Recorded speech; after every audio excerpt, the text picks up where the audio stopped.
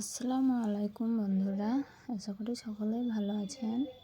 তো এই পিঠাটা দেখছেন নতুন একেবারে আপনার ভাইয়া নিয়ে এসছে, নতুন পিঠা নিয়ে এসছে।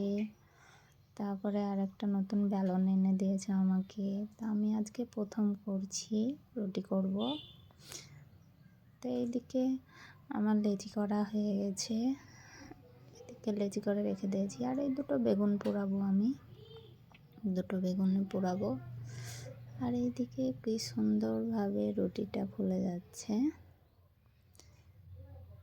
কি সুন্দরভাবে দেখেন রুটিটা কি সুন্দরভাবে ফুলছে।